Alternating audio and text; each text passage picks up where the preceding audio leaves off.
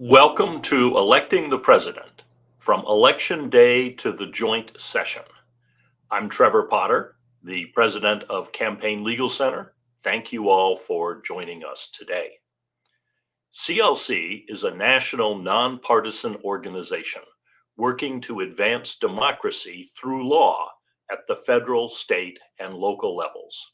We fight for every American's right to participate in the democratic process. We believe our democracy should be transparent, accountable, and inclusive. American elections have long been a model of freedom and fairness for democracies around the world, with a comprehensive system of checks and balances to ensure all votes are counted and election results are honored. As the title of today's event implies, the election of a president involves a lot more than just counting the votes on election day. During the last presidential election, we saw concerted efforts to derail the post-election day process, prompting CLC and our allies in the pro-democracy coalition to push for a new federal law that would safeguard the will of American voters. Congress passed that law, the Electoral Count Reform Act, on a bipartisan basis in 2022. It updates the antiquated Electoral Count Act, which dates back to 1887, and provides a detailed roadmap to help ensure our presidential elections run smoothly. CLC, the Bipartisan Policy Center, and Protect Democracy recently published a very helpful and timely report, which explains the timeline and procedures that will guide the presidential election process. We're excited today to bring advocates and experts together to discuss the Electoral Count Reform Act and take a deep dive into what the process will look like this fall and in years forward. At this time, I'd like to hand things over to Katie Kelly, the Senior Director of Policy and Strategic Partnerships at Campaign Legal Center, who will moderate today's event. Katie, the floor is yours. Thanks very much, Trevor, and thank you all for joining us for the discussion today. Before we get started with introductions of the panelists, just a few housekeeping items. During the conversation, please use the comment section on LinkedIn or YouTube to submit your questions for members of the panel. At the end of the panel, we'll start the question and answer section. We will do our best to get to everyone's questions, but in the interest of time, we may not be able to cover all of them. If we are not able to answer your question today and you're a member of the press, please email your questions to media@campaignlegal.org. If you're a member of the public and we don't get to your question, please email info@campaignlegal.org. All right, now that we've got those housekeeping things out of the way, let's meet our panelists. Adav Noti is the Executive Director at Campaign Legal Center.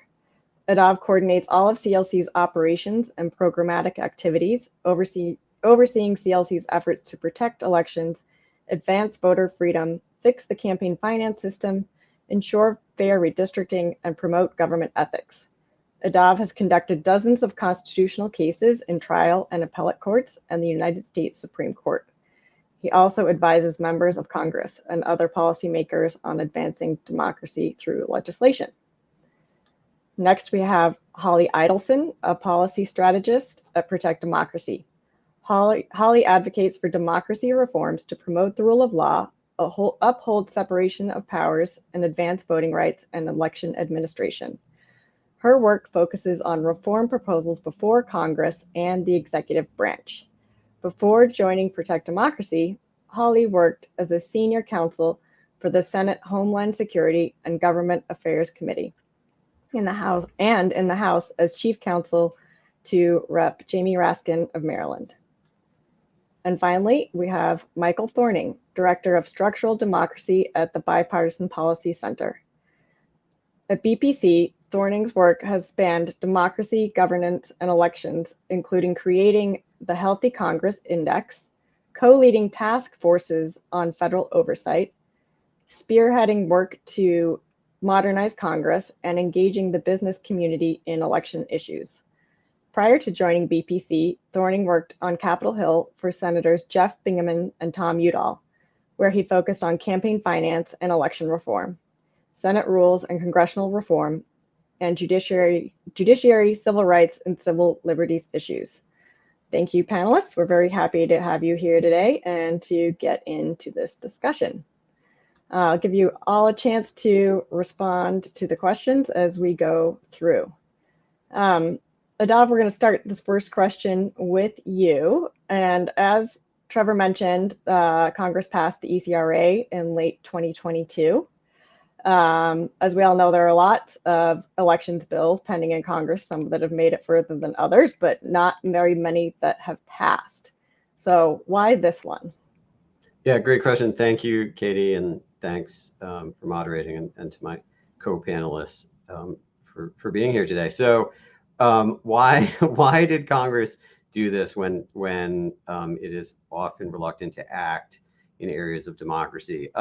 It's a great question, and I think it's very helpful to answer because it helps frame, I think, the rest of what we're going to talk about today, which is sort of how the system, and particularly through the ECRA, has become much more secure when it comes to certifying and finalizing the presidential elections than it was in 2020. So this background is helpful for that. So in 2020, the efforts to overturn the election results really focused on just a couple strategies. One was trying to get state legislatures to overrule the popular results in their states.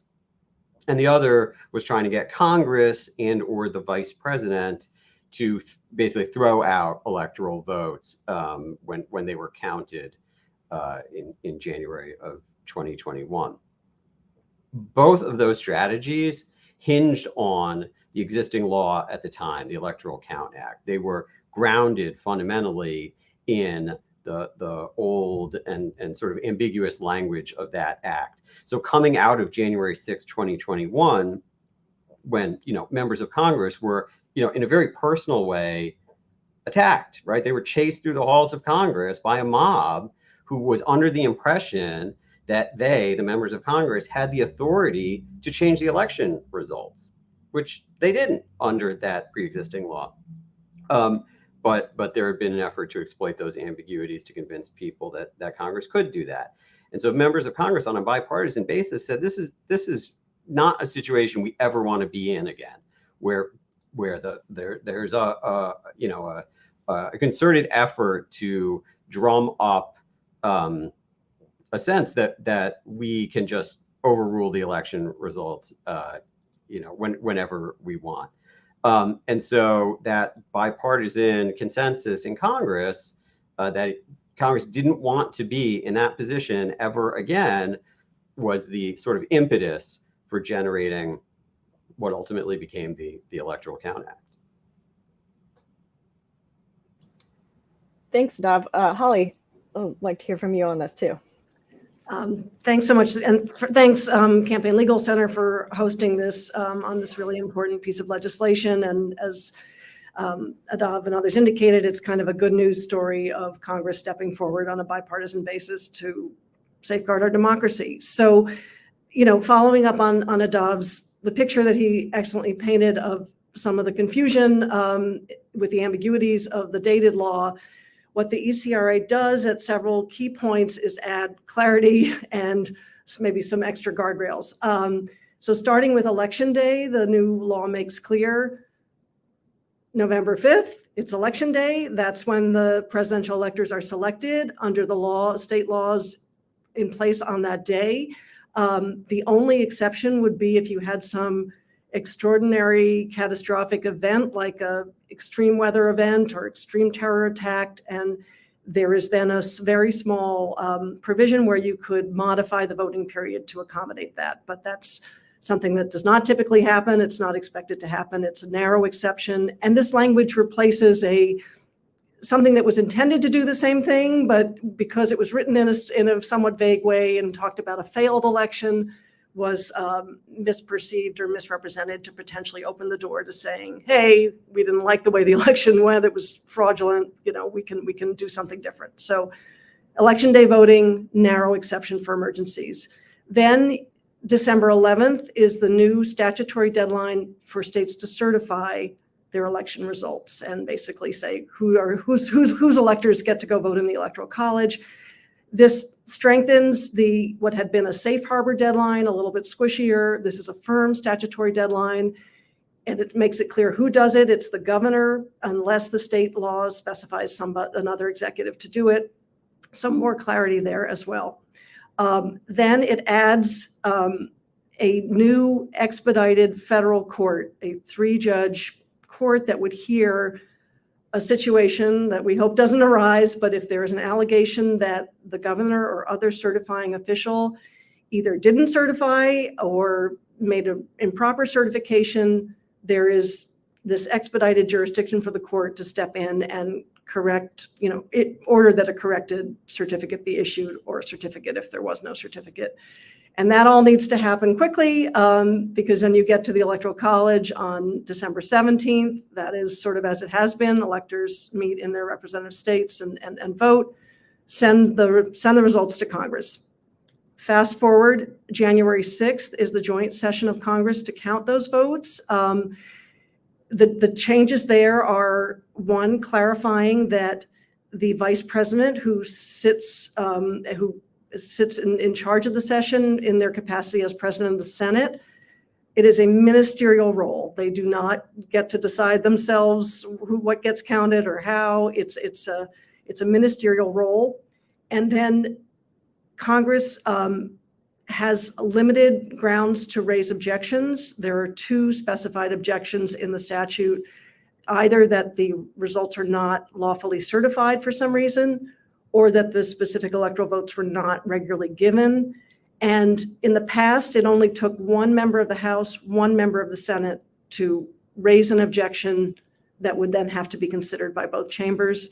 The new law raises that threshold to 1/5 of both chambers. So at several critical points, the new law adds clarity, adds somewhat, higher bar for something to go off the expected track. So the hope is that this will provide a much smoother experience this time around. Great, thanks, Holly. Michael, love to give you an opportunity to chime in either on the why did Congress move ahead with this reform and or a little more about what it actually does.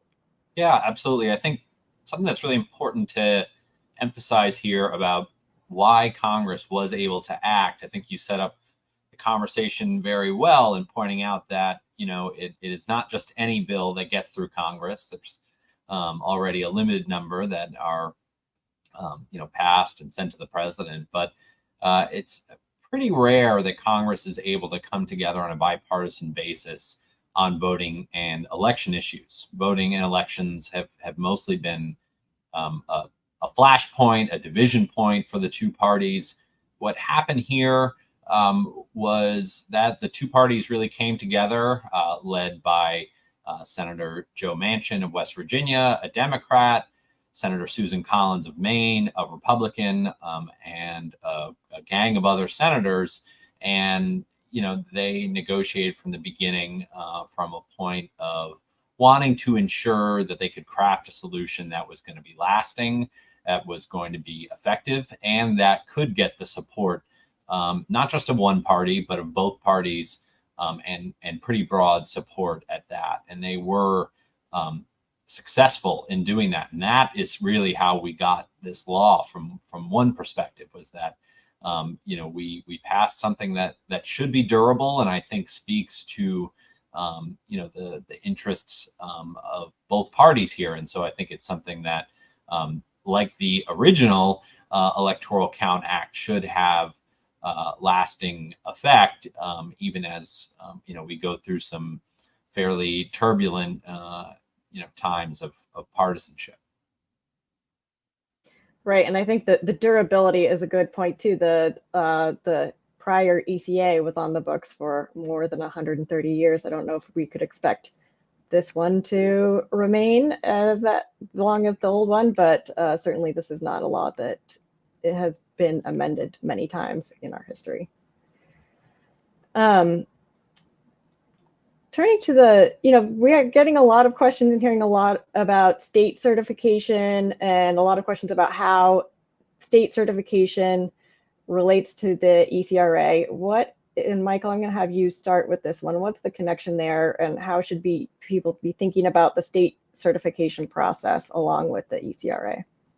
Yeah, there's sort of, I think, three different levels when you are talking about a presidential election of certification that happens. So maybe let's kind of start at election day. The people vote, polls close. Very often at that point you have what our unofficial results start being announced. This is sort of the excitement that we all had gotten used to of sitting around the TV and waiting to find out who was going to be president. Somewhere around the 2000 election, it got a little bit harder for news media to make that call immediately on election night. And I think people have since then, and several elections, the same story, come to understand that actually, the results are not official on election day or election night. What's really happening is that, all the election day business wraps up, and then over a period, sometimes of a couple of weeks, the local governments, usually at the county level, are going through a process known as canvassing. They are, at that point, doing a few things. They are kind of dotting the T's, crossing the I's, making sure that numbers add up of numbers of voters and ballots. They're accounting for provisional ballots. They're really doing what is the official count. And so they are completing the official count during that canvass process. What comes next is the first certification level, as I think of it. You have local certification in many states. So the county government, the local jurisdiction who runs the election is, has a meeting of officials whose job it is to take those numbers from the canvas, to look at them, make sure they all add up, make sure that the process, went through as it was supposed to. And really their job, assuming that everything has been done, is to just pass those numbers on, essentially to stamp them as certified. At that point, the numbers from all the local jurisdictions in a state are usually sent up to a state level official, very often the Secretary of State, but the chief election official typically. And then sometimes states have a group of state officials, sometimes a board. Their job is to look at all of the local numbers that come in, to look at the number that adds up to across the different races, and then they stamp that as certified. So that's the state level certification. The other certification, when you talk about a presidential election, has to do with what Holly mentioned earlier, which is that at some point, particular to the presidential election, the chief executive of a state, their job is to send a certificate. It's officially called a certificate of ascertainment of election. That is going to be a list of the persons who've been elected as electors in our electoral college system. What they're doing there is they're sending that certificate to the Archivist of the United States, so that that's on file here in Washington. They're also maintaining copies in the state, and that's going to come into play later. It's an important sort of safeguard mechanism or integrity mechanism. At some point, when the Electoral College votes come in, about a week or more later, depending on when they've been sent in,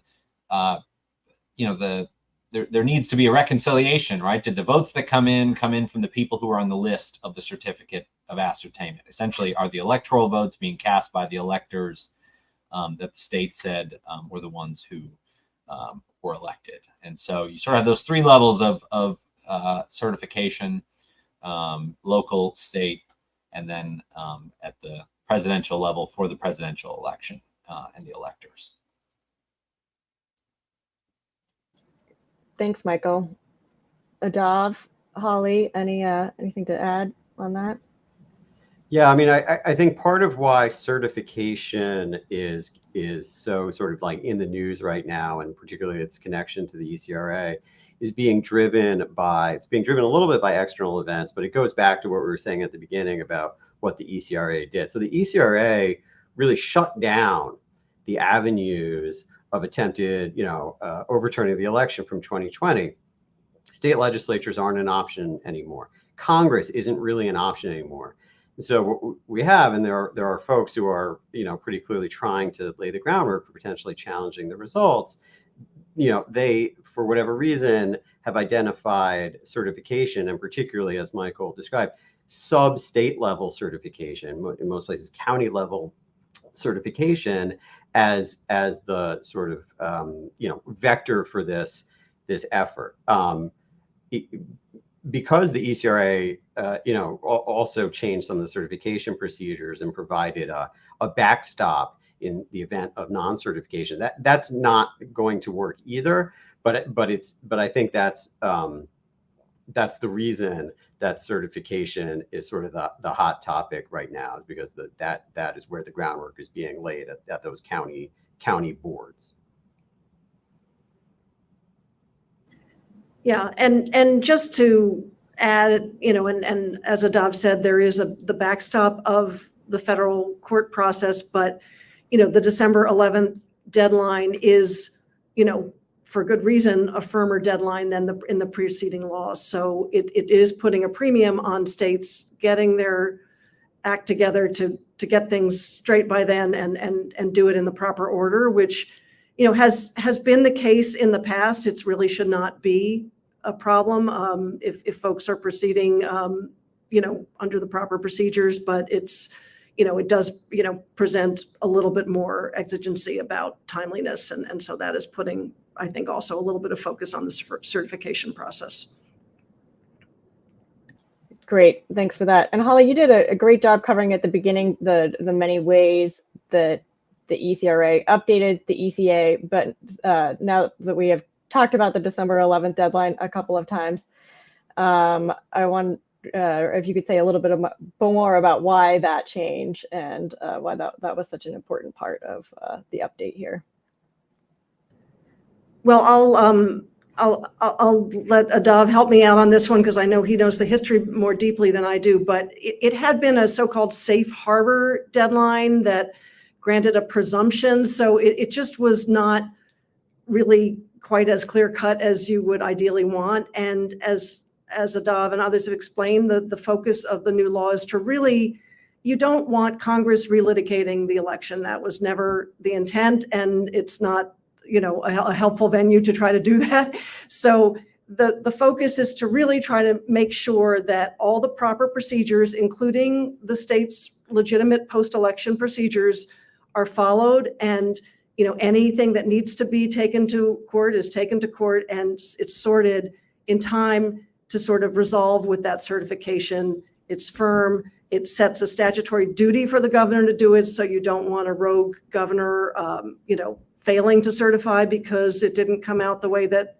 they or their party might have desired. So it really just tries to set a clarity in terms of one definitive slate, correct slate being certified and proceeding down the path, so that you don't open it up to more potential mischief down the road. But I'm happy to have Adav or Michael add to that.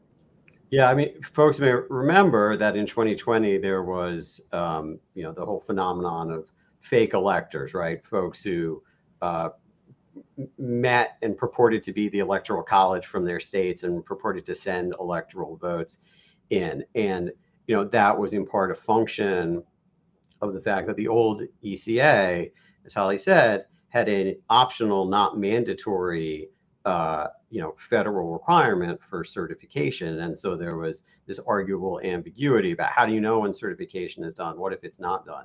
And so as part of the effort to make sure that Congress isn't going to be the ultimate decision maker here, right, one of the structures put in place to move in that direction is to have a deadline. And then at the deadline, you see, was it certified or not? Was it certified for the proper winner? And if the answer to either of those is no, then there's a procedure in place to make sure that gets ironed out before the electors vote and way before it gets to Congress. Michael, anything you'd like to add to that? Yeah, one thing I've been thinking about that, this also resolves is, the issue that came up actually in the 1960 election, which was a very close election, and Hawaii ended up sending 2 separate slates of electors to Congress. And that opened up a whole other, set of questions at that time about what the vice president's powers were and what who then Vice President Nixon could or could not do. And, those also got actually resolved by the ECRA a couple of years ago. But sticking to the certification question, really before, what happened, I mean, the governor essentially submitted 1 slate of electors. As is the case in many states, an audit or a recount can actually occur after certification because state laws are not particularly well lined up with these things. And so after submitting the first slate, there was a recount. It turned out that Nixon had not won. John F. Kennedy had won the state. And so the governor didn't really have any other option but to issue a new certificate. And so at that point, you have 2 slates of electors and some people in Congress sort of saying, well, what are we supposed to do? Theoretically, that's resolved now in 2 ways. One, governors are going to be much less likely, I think, to submit more than 1 slate in that time period.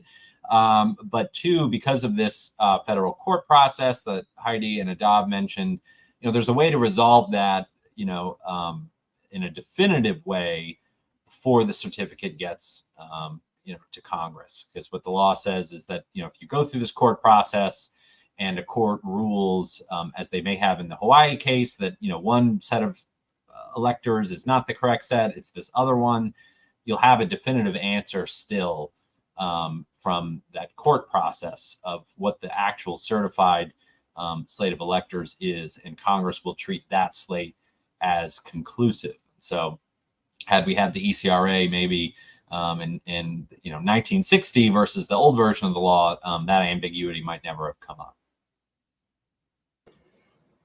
Thanks, Michael. So we've talked a little bit about certification. Now moving through our election timeline, we'll get to the joint session. Adav, we'll start with you on this question. What are you going to be watching out for or keeping an eye on as we approach the joint session on January 6th? Right. Well, there's going to be just an innumerable quantity of media reports as we get to January 6th about, looking back at January 6th, 2021, and is it going to recur, and what are the security procedures? What are the other procedures? That's fine retrospectively, but I hope that all of that will be accompanied by what should correspond to it, which is all the ways in which the system is more secure than it was in 2020 and January 2021. And most of that we've talked about today, but the entire congressional process has really been substantially overhauled in such a way that, if these rules that are in place now had been in place on January 6, 2021, that entire joint session would have lasted 5 minutes. I mean, there were none of the objections that were raised that ended up delaying the process and then enabling the attack during the same time period. None of that would have been possible under these rules. It would have been like every other, election for a couple hundred years prior to that, just a formality. So, I think leading up to, once we get out of the Electoral College voting on December 17th, and we have that period between then and January 6th, hopefully all we're doing is, what we would have done in prior years, which is not even really paid any attention to the January 6th proceeding because it's a formality. Holly, turn to you next for the same question. Yeah, I mean, I think the ECRA bumper sticker could have been, make January boring again, right? It really, it shouldn't be, if things go as hoped and planned, it really shouldn't be a big deal. But I think it is noteworthy that the objection threshold was raised so significantly. And I think that reflects the fact that, while there are, grounds for objections, and that's contemplated by the statute, they really are narrow. They're not garden variety, complaints that you might raise in a state's post-election procedures, about, this or that, about the administration of the election, or, certainly not things that are not substantiated about, fraud that where there's no real indication of it, or the like. So hopefully, that will be a sufficient deterrent for folks, exploring highways and byways of potential things that weren't perfect about the election in their mind. And as I say, just really a straightforward reading of the votes and counting and proclaiming, who it's going to be. So that's the hope. I think, with that being said, it's the first round under the new rules. So I'm sure there'll be a little extra scrutiny of exactly how everything unfolds. I think going into the joint session, I'm actually thinking about a few things that might happen before that. So, on January 3rd, just a few days before, is the first day, the first meeting of the 119th Congress, when the people elected in November will begin serving. And so, I think we all might recall the experience Republicans had in a very close majority, very slim majority, ended up taking them many rounds of voting to elect a speaker. I think, that we can't rule out the possibility that Congress may be well distracted right up until January 6th with a similar challenge, depending on the outcome of the election. And so that's definitely something I'm looking at. But I think I want to reemphasize, as Adob pointed out, the reason I think we have the luxury, I think, to maybe be considering some of the much less likely hypotheticals is that the ECRA was really effective, I think, at clarifying and removing a lot of the other hypotheticals that were much more troubling. And so, even if Congress is slow or difficult to, for instance, elect a speaker, they have some other pathways. They're not totally, blocked off. I think they're, also could just be distracted with their own potential disputed elections, which we have a history of in Congress, especially when votes are very close. And so, we'll also be looking for that. But again, have the luxury of doing that because I think of the great impact the ECRA has had. Thanks for that. And I think make January boring again is something we can all get behind. So thank you for that, Holly. Michael, I'm going to stick with you for this next question. Tell us a little bit more about the joint session and what the process on January 6th would look like, and if including what happens if there is an objection. Yeah. So, January 6th, what happens, the House and Senate meet in a joint session. And so, the Senate is typically invited over to the House chamber. Historically, I think if you go back and watch on C-SPAN, this joint session is not widely attended by members. Was fairly unique in 2020 that I think you had as many members actually attending in person. Very often, like other times, the floor of the House is rather empty as business is being conducted. The members come over from the Senate. That typically includes the so-called tellers. So you usually have two senators who are serving as tellers. They're helping to count the electoral votes along with two members of the House. The vice president also comes over from the Senate. Review on the Constitution. The vice president serves as the president of the Senate. I know in modern times, we often think of that as being a role, that is in the executive branch, but they are also a legislative branch officer. And the vice president presides in the House over the session. Each state essentially comes up alphabetically, and the tellers open the certificates. The votes are read aloud, and other tellers are keeping a tally. At that point, a member might raise an objection. In the past, as we were just discussing, the bar was very low. One member of each chamber, a representative and a senator.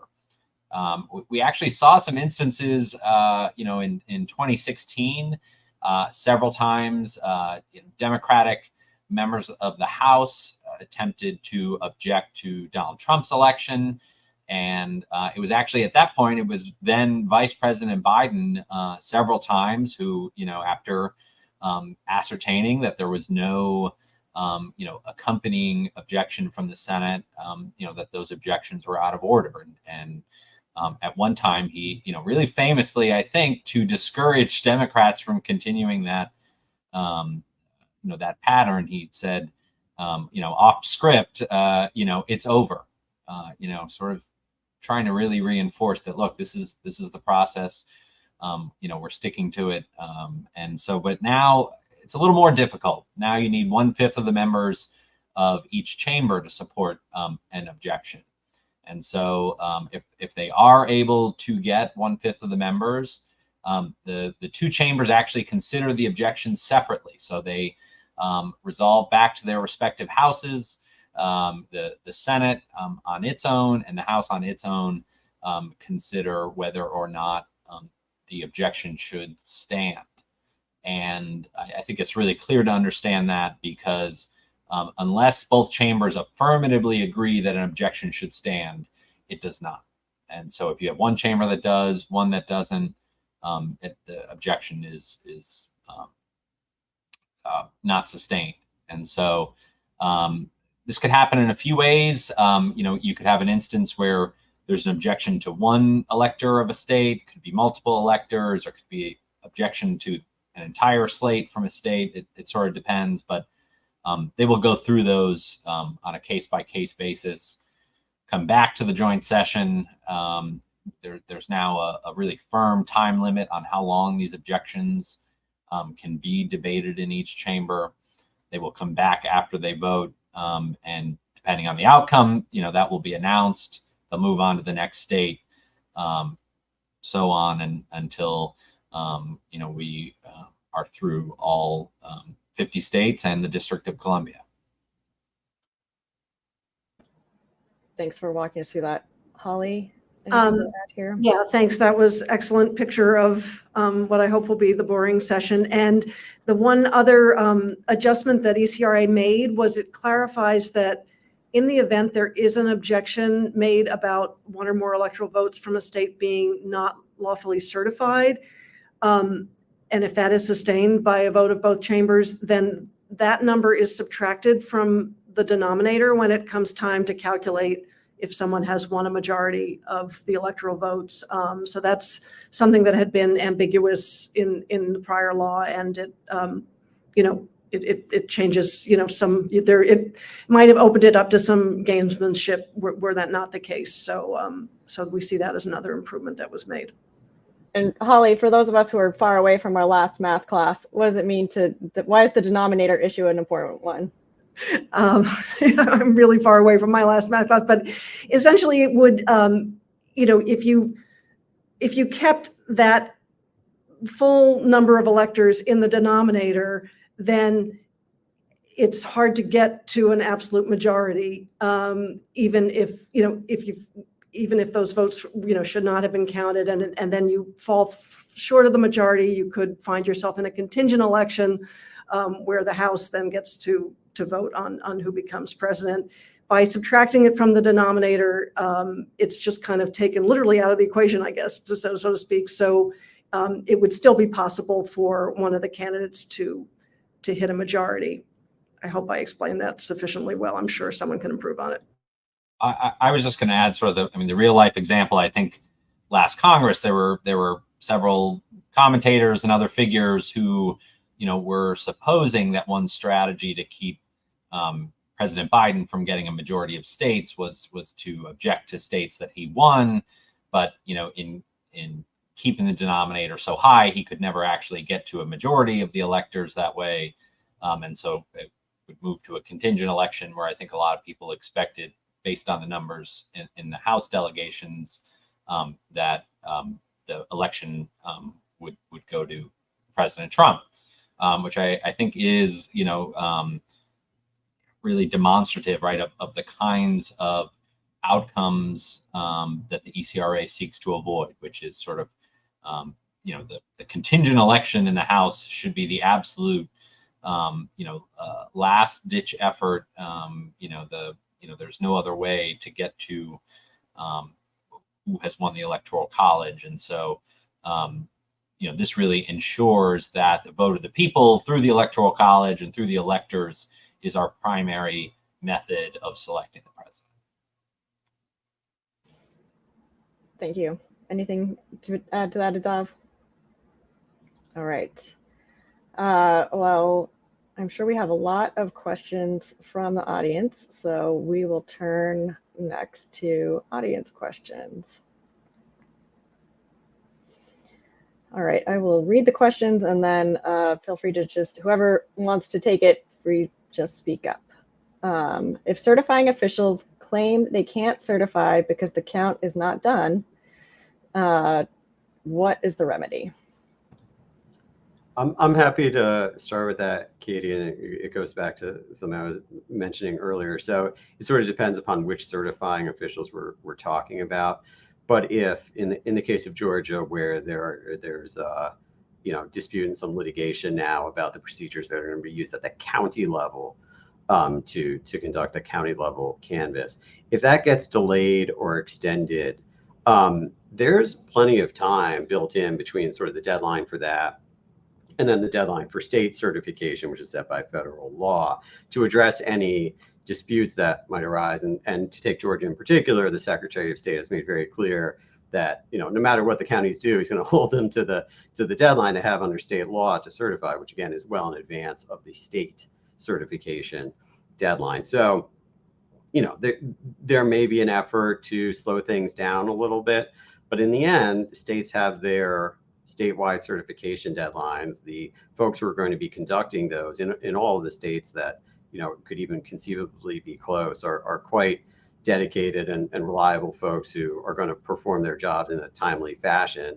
And then you have federal law directing that the statewide certification must happen by December 11th, and there's a opportunity to get a court order if somehow it doesn't. So quite a few safeguards built into the system in case there is an effort to slow things down at the county level. Adav, follow-up question for you on that. We have seen a couple of these instances of refusals to certify at the county level in the primaries this year and in 2022. Say a little more about how those have played out.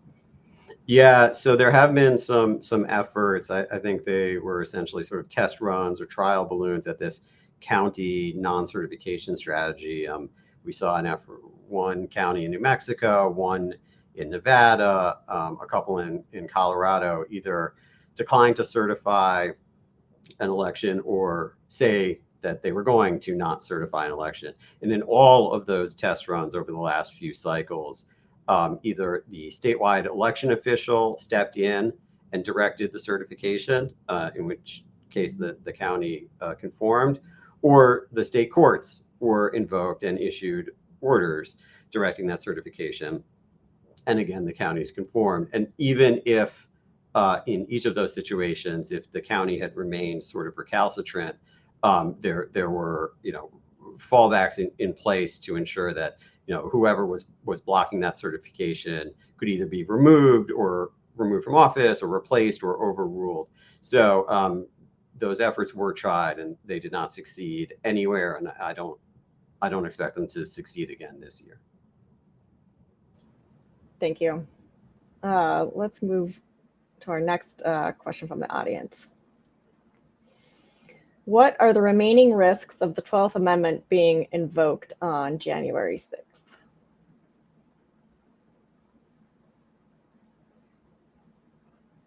I'm happy to take a stab at it. I'm not entirely sure what risks Mike is thinking about, but some potential hangups I think in the 12th Amendment that people might look at. One, which I mentioned before, is sort of this question of, can the House and Senate actually get to the point of the joint session? Are there some intervening circumstances, whether that be because, the House is unable to elect a speaker and they find themselves unable to move forward? If there's just some other effort to prevent the joint session from happening. I think that's a very interesting circumstance, given that, the Constitution is clear that they will meet. So I think there's probably not a great case for trying to prevent the joint session from happening. The other reality is, the contingent election, which is that if no one is able to get a majority of electoral votes, which I think, depending on which of the forecasters and prognosticators you follow, is a possibility, given how close this race is likely to be, but a very small possibility. And then you have two separate elections. You have an election for president in the House, and you have an election for vice president in the Senate. And those will, of course, be by the folks elected to Congress in the next election as well. So, that I think, again, I want to say that the contingent election, is a fail-safe. It's not something we should be looking to get ourselves to. And, we actually also have long history. There have been contingent elections that are not also quickly resolved always. And it's not clear how quickly if there was one, this would be. So those are the two things that come to mind for me with the 12th Amendment. But if others want to chime in. All right. Well, thanks for diving in on that one, Michael. We'll take our next audience question. Will Kamala Harris preside over the session on January 6th? Is there any fuss about that? And somebody has already mentioned a VP with a stake in the election presiding over the joint session, so there is precedent for that happening. Holly? Yeah, she would be expected to preside, and there should not be fuss, because while I think the new law makes it absolutely clear that is a sort of largely ceremonial role, and does not convey any significant power to direct the results of it. And there is ample precedent of prior vice presidents presiding over their own count. I think the most recent ones have been more negative than positive for them, I think, as I'm thinking about it. But we have ample historical precedent of that's how it's done, and people seem to approach it with the appropriate respect for the process and the law. And as I say, the ECRA just makes it even more straightforward. So, and it was, I would like to believe that there was bipartisan support for ECRA for all of the most uplifting reasons, but it's also possible that was motivating a little bit of support among Republicans, knowing that Harris would be the person in that role. I would just add that, literally, going back to our first vice president presided over the Senate. The Senate, over the joint session, Congress is an institution that really operates so strongly on precedent and rules. The precedent couldn't be more clear that there is nothing unseemly about the vice president presiding over a joint session in which they are a candidate. So I expect it will proceed that way. Thanks, Michael.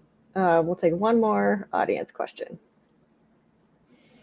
Have there been court challenges to the ECRA, or should we look forward to that after the election? Look forward is a nice phrasing, Amy. Thanks for that.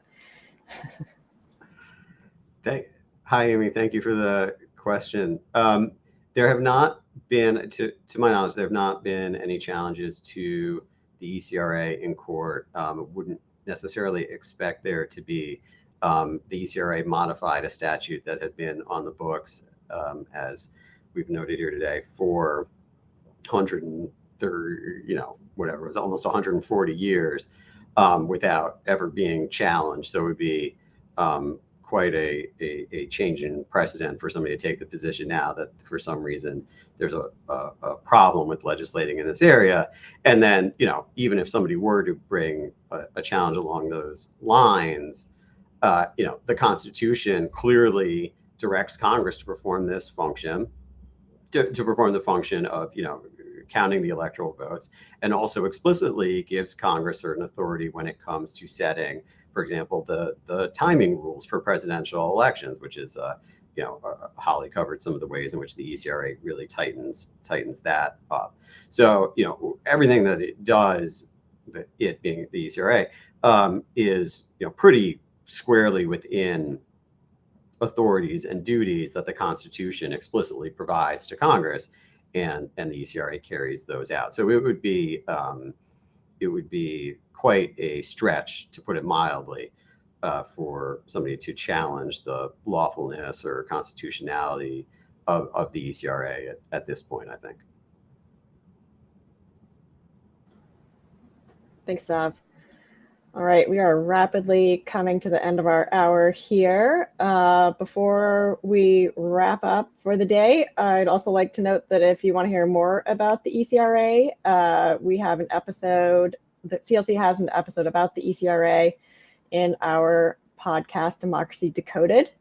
That episode will drop next week. I join host Simone Leeper on that to explain about how the ECRA works and what motivated Congress to go ahead and update the ECRA before this election. So tune in for more ECRA discussion. And to wrap up the panel today, I'd like to just hear from each panelist about your final thoughts about heading into this election with this new law in place. And Adav, I'll start with you, and then Holly, and then Michael. Sure. Thanks, Katie.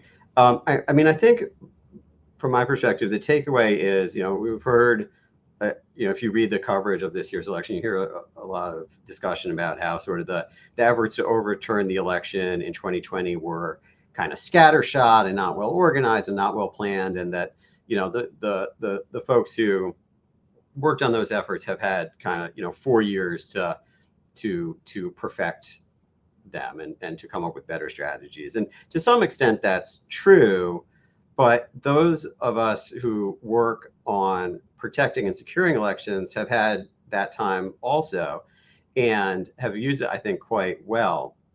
The ECRA being probably the prime example of that, right? The changes that Congress made to federal law, and then the state legislative changes, in many instances implementing the changes to the ECRA, really leave us in a quite a strong position, I think, when it comes to ensuring that the post-election process this year goes smoothly, and that whoever the voters select is properly certified and inaugurated. The system held in 2020, and it's only been significantly strengthened since then. So I'm pretty optimistic that although there will likely be efforts to challenge the results, the system will remain strong, and those efforts will not succeed.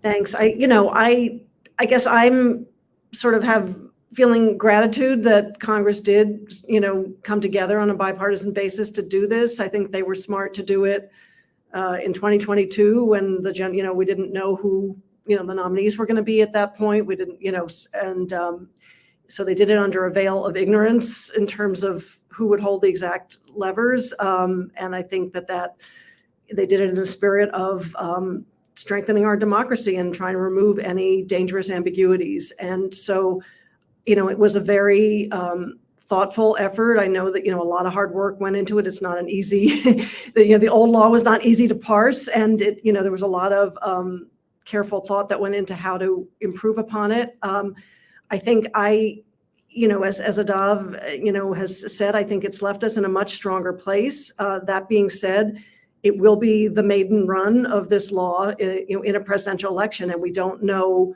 what may crop up. I think that my hope is that not just the lawmakers, but, you know, all stakeholders will kind of join in that same bipartisan spirit that animated the law to try to make sure that its implementation is smooth and that, you know, its underlying objective, that the will of the voters is what controls, and what is recognized in the electoral vote and the electoral count is what carries the day.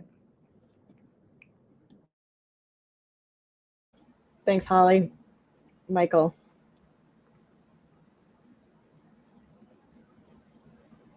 You know, I really would just want to build on what Holly just finished with, and that's really just to emphasize that, you know, the importance of the Electoral Count Act and the Electoral Count Reform Act is really in respecting and recognizing the state and local nature of even our presidential elections.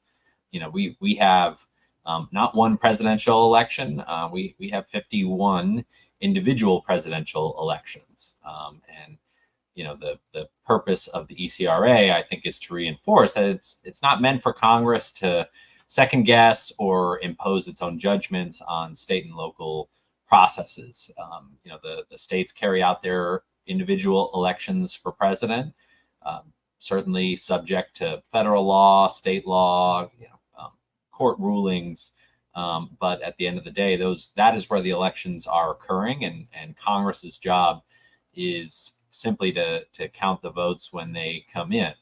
And not to be, you know, relitigating the electoral process or the electoral policy in the states, and only in the event that, you know, a candidate cannot receive a majority should we move to the contingent election. So I think, as Holly said, that, you know, the voters and the votes, the electoral votes from the electors are what should carry the day, and we shouldn't be actively trying to get to any other outcome than that. Thank you, Michael. Many thanks to panelists, Adav, Holly, and Michael. Really appreciate your time today and walking us through the ECRA and what we can expect after Election Day this year and into January. Many thanks to all the viewers for joining us today. If you have additional questions or would like more information, please email us at info@campaignlegalcenter.org. We look forward to hearing from you, and thank you for spending the afternoon with us.